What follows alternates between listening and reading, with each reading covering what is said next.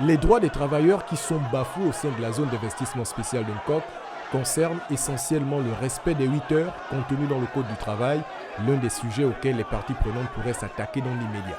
Les courts termes, c'est par exemple les dispositions réglementaires, telles que les heures de travail, le bulletin de salaire, le bulletin de salaire, les salaires même, puisqu'il y a des grilles salariales. Ce sont des choses à court terme où, en réalité, on n'a pas besoin de négocier, mais on doit plutôt appliquer le droit. Pareil pour ce qui est du respect du revenu minimum mensuel de 150 000 francs CFA.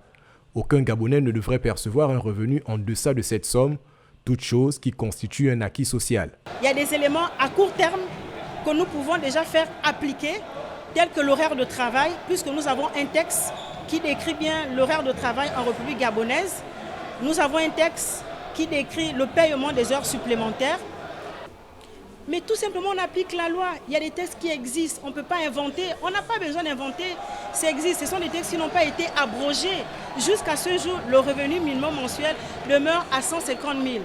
Pourquoi? Il est dit aucun Gabonais ne doit être payé un travailleur, si vous voulez, parce qu'on n'est pas xénophobe. On a aussi bien besoin des travailleurs gabonais que des non-gabonais. On dit le revenu minimum mensuel demeure à 150 000. C'est quoi l'explication? On ne peut pas payer un salarié en dessous de 150 000.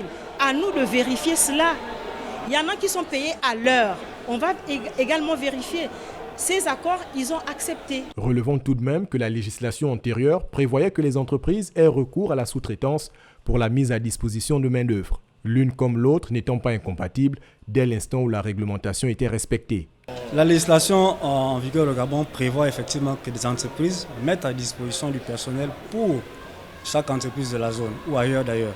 Maintenant, il faut regarder à l'intérieur quelles sont les injustices qui ont été causées dans ce type de transaction entre mise à disposition et entreprises utilisatrices.